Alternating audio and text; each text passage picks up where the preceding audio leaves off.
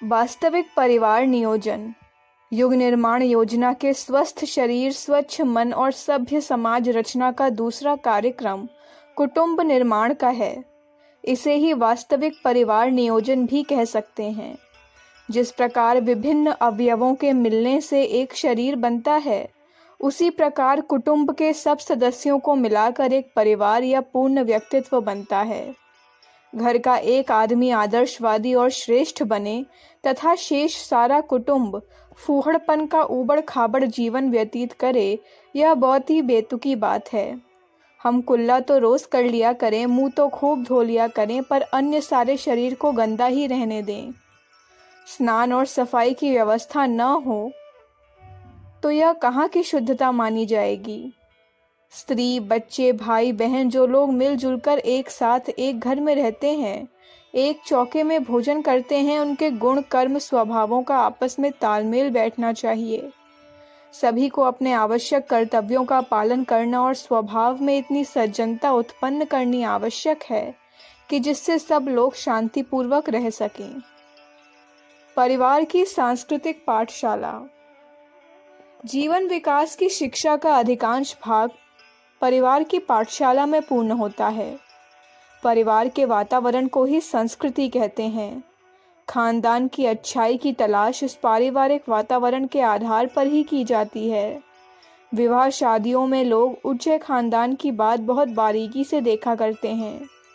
अब तो वह रूढ़ी मात्र रह गई है, पर प्राचीन काल में इस देखभाल का, खानदान का मतलब परिवार के रहन सहन, आदर्श, स्वभाव एवं वातावरण ही समझा जाता था।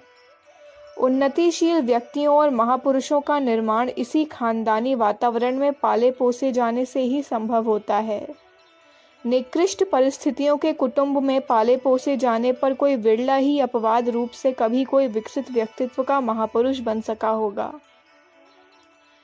इसलिए यह आवश्यक है कि जैसे हम अपने स्वास्थ्य, सुविधा, मनोरंजन, उपार्जन आदि की बातें सोचा करते हैं, उसी प्रकार अपने ऊपर जिस परिवार का उत्तरदायित्व भगवान ने सौंपा है, उसे सभ्य, सुसंस्कृत और सुविकसित बनाने के लिए पूरा ध्यान दें और इसके लिए जो कुछ किया जाना संभव हो उसे पूरी तत्परता और दिलचस्पी के साथ एक आवश्यक और महत्वपूर्ण कार्य समझकर करते हैं। हमारे घर दीक्षा विद्यालय होने चाहिए। बच्चे स्कूल में शिक्षा प्राप्त करें, पर व्यक्तित्व के विकास की आवश्यक दीक्षा उन्हें घर में मिल सके, ऐसा वातावरण उत्पन्न करना हम में से प्रत्येक को अपना परम पवित्र कर्तव्य मानना चाहिए। कार्य यह भी कठिन है, प्रगति भी मंद हो सकती है, पर उपेक्षा से भी काम चलने वाला नहीं है।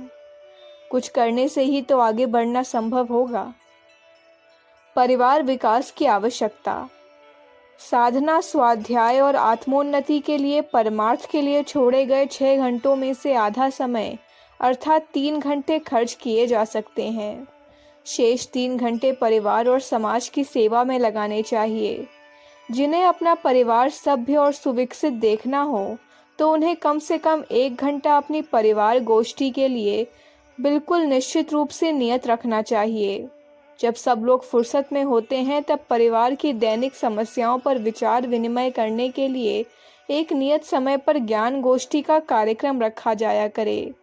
आज के दिन किसके मन में क्या क्या भले बुरे भाव उठे और क्या प्रिय अप्रिय परिस्थितियों का सामना करना पड़ा, इसकी चर्चा इस गोष्ठी में की जाती रहनी चाहिए और उलझनों को सुलझाने वाले सुझाव भी साथ साथ ही प्रस्तुत किए जाते रहने चाहिए।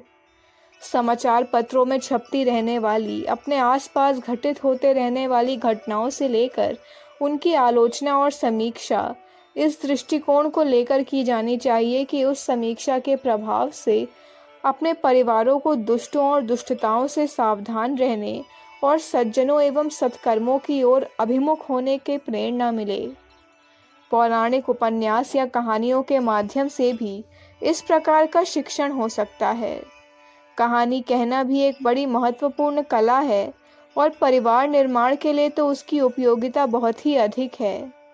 व्याख्यान, प्रवचन, भजन, सत्संग आदि के कार्यक्रम सभा सोसाइटियों में उपयुक्त हो सकते हैं, पर घर की दैनिक गोष्ठियों में उनका विशेष उपयोग नहीं है। उनमें कृत्रिमता का पुट अधिक रहने से नए नए लोगों पर ही प्रभाव पड़ता है। घर में सीधी साधी बातें ही कारगर होती हैं। चर्चा, समीक्षा, विचार विनिमय, गपशप, कहानी आदि के हल्के फुल्के तरीके न तो किसी के मस्तिष्क पर भार बनते हैं और न उन्हें सुनाते सुनते कोई ऊबता है। इसलिए परिवार का प्रशिक्षण इन्हीं साधनों के आधार पर किया जाना चाहिए। हमारी दैनिक परिवार ज्ञान गोष्ठियों की प्रक्रिया ही गतिमान हो सकती है। अभिभावकों का उत्तरदायित्व। कोई अभिभावक अपने स्त्री बच्चों के लिए, परिवारजनों के लिए भोजन, वस्त्र, दवा, फीस, किताब, जेब खर्च, मनोविनोद आदि का प्रबंध कर देने मात्र से अपने कर्तव्यों से उऋण नहीं हो सकता। पैसे खर्च करके जो लोग अपने पारिवारिक कर्तव्यों को पूरा किया मानते हैं, वे सारी भूल करते हैं। सुसंस्कारों का प्रदान करना एवं उनकी मनोभूमि को सुरुचिपूर्ण सुसंस्कृत बनाना भी उन्हीं का काम है। इसके बिना अधिकांश उत्तरदायित्व अपूर्ण ही माना जाएगा। स्कूलों में शिक्षा मिल सकती है, दीक्षा नहीं। संस्कृति की दीक्षा तो उसी वातावरण में मिलती है जहाँ मनुष्य रहता है। प्राचीन काल में ऋषि अपने शिष्यों की शिक्षा और दीक्षा दोनों का ही प्रबंध अपने आश्रमों में रखकर किया करते थे। वे आश्रम छात्रों के घर भी थे और शिक्षालय भी। गुरुकुलों में सर्वांगपूर्ण विकास का वातावरण रहता था और उनमें पलकर बालक अपने भावी जीवन को समुन्नत बनाने की शिक्षा साधना किया करते थे। आज वैसा वातावरण बाहर कहीं नहीं दिखता। अब यह कार्य प्रत्येक अभिभावक को स्वयं करना पड़ेगा। अपने घर का वातावरण ऐसा बनाना पड़ेगा जिसमें रहने और सांस लेने से परिवार का प्रत्येक व्यक्ति सभ्य नागरिक बनने की सुविधा प्राप्त कर सके। हमारे घरों को दीक्षा विद्यालयों में परिणत होना चाहिए। बड़ों का जीवन ऐसा हो जिसे देखकर छोटे यह प्रभाव अनायास ही ग्रहण कर लें और स्वयं भी आगे वैसे ही बनने और ढलने की तैयारी करें। 1 घंटे की ज्ञान गोष्ठी के अतिरिक्त निरंतर अपने परिवार की गतिविधियों पर दृष्टि रखें और समय समय पर परिजनों का प्रेम, शांति, धैर्य एवं सज्जनता के साथ आवश्यक मार्गदर्शन करते रहें तो उसका प्रभाव घर के वातावरण को प्रभावित करता ही रहेगा। प्रणाली और प्रक्रिया सीखिए। कोई व्यक्ति अपने परिवार को सुसंस्कृत तो बनाना चाहते हैं, पर इसके लिए केवल अपशब्द कहना, क्रोधित रहना, निंदा करना, गाली गलौज या मारपीट करना जैसे बेहुदा तरीके ही उनके पास होते हैं। इन उपायों से किसी का सुधर सकना तो दूर, उल्टे अधिक बिगड़ने, चिड़चिड़े होने और विरोधी बनने का ही परिणाम सामने आ सकता है।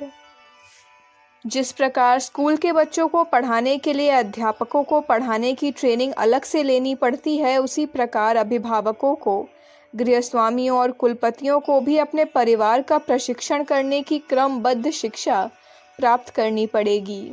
दुख की बात है कि जहां मशीनें चलाने और नौकरी करने जैसे कामों की ट्रेनिंग के लिए अनेकों स्थानों पर प्रशिक्षण चलते हैं, वहां अपना जीवन भलमनसाहत के साथ जीने और अपने अंगभूत परिवार को सुसंस्कृत बनाने की क्षमता प्राप्त करने का कोई प्रशिक्षण संस्थान नहीं है। लगता है कि इस अभाव की पूर्ति के लिए भी हमें ही एक व्यापक और प्रभावपूर्ण व्यवस्था बनानी पड़ेगी। जब तक कोई ऐसी व्यवहारिक शिक्षण व्यवस्था नहीं बन जाती, तब तक अखंड ज्योति के पृष्ठों में ही बहुत कुछ मार्गदर्शन प्रस्तुत किया जाता रहेगा।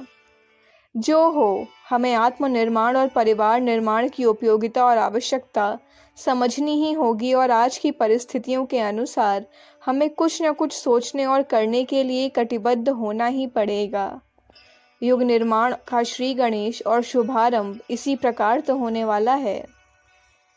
अखंड ज्योति, सितंबर 1962, पृष्ठ संख्या 42, 43, 44। हमारे YouTube चैनल विचार क्रांति दूत अखंड ज्योति पत्रिका को सब्सक्राइब करें एवं अगली वीडियोस प्राप्त करने के लिए बेल आइकन दबाएं। धन्यवाद।